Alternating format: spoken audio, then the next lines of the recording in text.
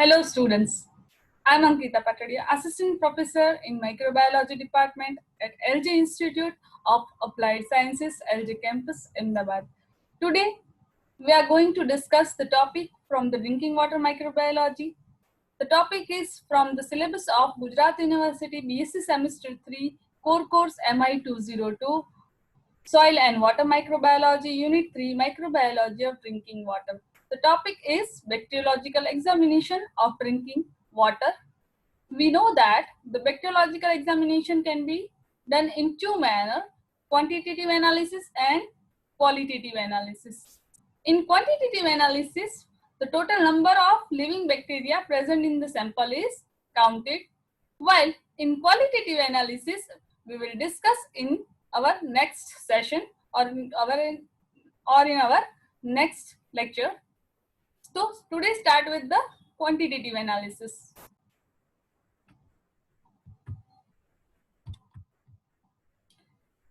In quantitative analysis, two methods are there, total viable count and membrane filter technique. Total viable count is also called as a standard plate count or standard plate method. So let's start in detail. First technique, total viable count. It counts the total living bacteria present in the water sample. It is having major 5 steps, that is of serial dilution, methods of inoculation, incubation, counting and calculation. Before discussing in detail each and every step, why we require dilution, first understand. Dilution is required before inoculation because we don't know that the exact total load present of microorganism in the drinking water. So we need to dilute the sample. So how much dilution is required we don't know. So that's why we are performing serial dilution. Let's discuss the serial dilution in detail. As in shown in this picture, the very first tube is showing 1:10 fold dilution. For that, 9 ml of the diluent and 1 ml of sample is taken from the original sample. So the total volume is 10 ml and the dilution is called 10-fold dilution or 1:10 dilution. So here the sample is diluted 10 times, means the original sample is having 10 organisms per ml, then this sample might be having 1 organism as we did the 10-fold dilution. So this is the very first step of serial dilution. Now you can take any diluent like your requirement or as per your organism's requirement. It should be like a sterile distilled water or a sterile nutrient medium. So very next step after the first tube is showing 100-fold dilution. So we can do direct 100-fold dilution. For that we require major amount of diluent. If we want to do the direct dilution, we require 99 ml of diluent and 1 ml of sample. 1 ml of sample, it is easy to handle, but 99 ml of diluent, it's quite difficult. So for that's why we use the serial dilution. Now 1 ml the sample is collected from the 10-fold diluted sample. So total dilution will be 1:100 and the total volume of the sample will remain as it is 10 ml because 1 ml is from the 1:10 dilution and 9 ml dilution, but the dilution fold is 1:100. In the next third tube, we might think that 99 ml is handled easily, but what about the 1:1000 fold dilution? Here we required 999 ml of diluent and 1 ml of sample. So to avoid the errors in dilution, we are doing this serial dilution from one to another. So here we are taking the sample from the 100-fold dilution. The same sample amount is same 1 ml and the diluent amount is also same 9 ml. The total amount is also same 10 ml, but the sample is from the originally diluted sample, that is 100-fold. So total dilution will be 1:1000 fold. Now you can easily understand what is serial dilution as shown in this picture. So each and every dilution tube is having diluted sample in equal amount. After the dilution has been done, plating is required, means inoculation is. Two methods are there for inoculation. As I said that inoculum should be from 0.1 to 1 ml because the total volume of the medium is 20 ml in each Petri plate. So the sample size should be according to that. In a pour plate method, some heat sensitive organisms will get damaged, and in spread plate method, each and every organisms will spread it on the solidified media with the help of spreader. So we can avoid the direct contact between the cells and the melted agar. In pour plate method, one more problem might arise that when the organisms will grow, colony might be beneath to the medium, so sometimes it cause error in the counting. After the inoculation has been done, it is time for the incubation. So incubation can be done at 37 degrees centigrade temperature for 24 to 48 hours in inverted position. Why 37 degrees centigrade? Because the organisms present in the drinking water might be human pathogen. And why we are counting? Because to check the presence of microorganism which is harmful to the human body. So human body temperature is 37 degrees centigrade. So basically we incubate all the plates at 37 degrees centigrade 24 to 48 hours in inverted position, because the water vapor produced on the lid of the Petri plate, if we keep in upside down, that water vapor should not disturb the growth. After the incubation has been done, counting is carried out. As you can see in the picture, rulings are there, but that rulings are not on a Petri plate. Next picture is showing the colony counter. This is the electronic counter having the pointer as well as magnifying mirror. So by keeping the Petri plate on the colony counter stage, the colony counter is having this ruling. So it will be easy to count the colony in each sector. By touching the digital pen, it will automatically count as in shown in the digital meter. Now, the plates which are showing less than 30 colonies are not considered for the counting, as well as the plates showing more than 300 colonies are also not considered for the counting. Why?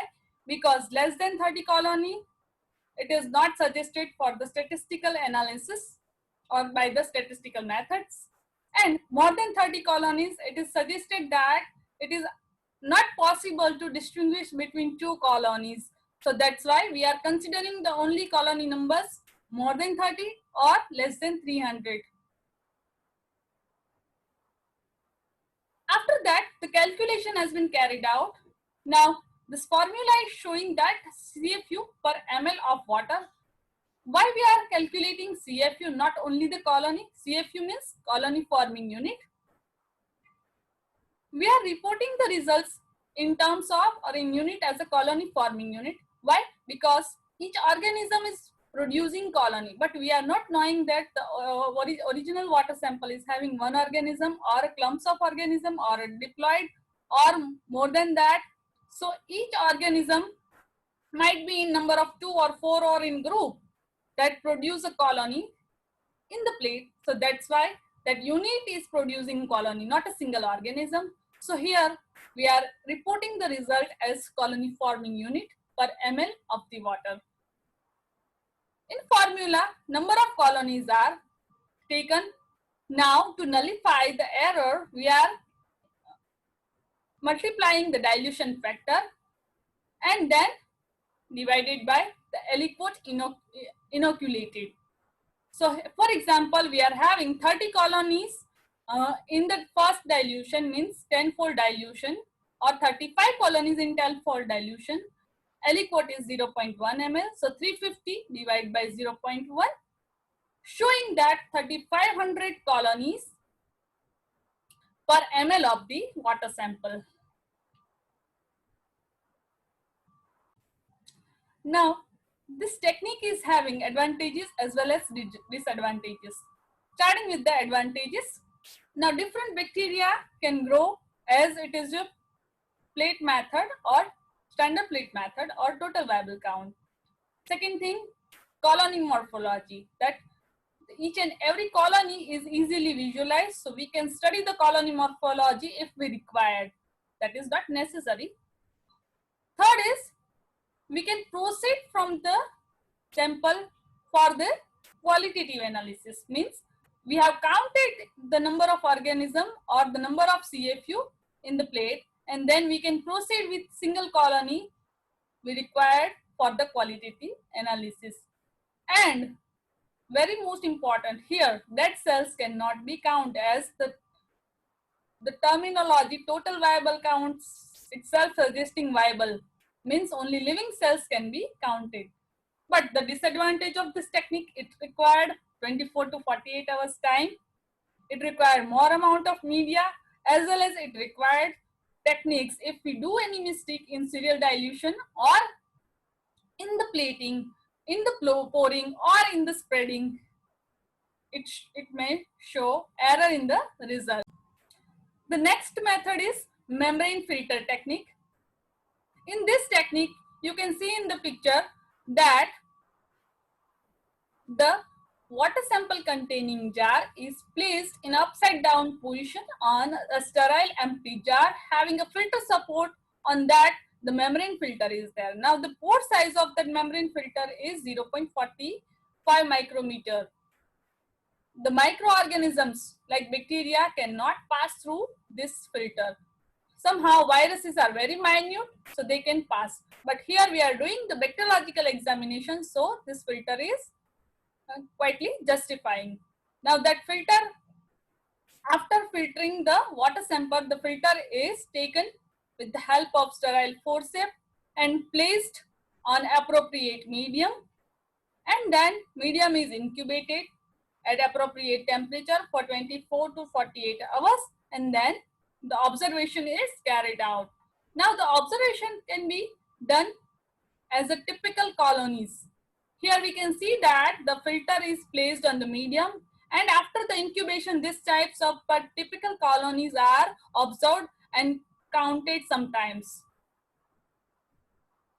Now this technique is also having some advantages as well as disadvantages. Starting with the advantages, it is a reproducible result showing technique. Now this is a single step procedure. And one more advantage is filters can be transferred between different media. We can select any media according to our requirement. Large volume can be processed. Ability to complete the filtration at site, and total cost is very low compared to other method. But the disadvantage is it might be possible that water might be having some turbidity. So filter may be clogged by some particles. Sometimes high population or high density of the bacteria can cause overgrowth on the medium, and metals and phenols can be absorbed by the filters, which will inhibit the growth of the bacteria, and it will show false results. So I hope you understand the topic in detail, and these are the list of references which I have used to discuss this topic. Thank you.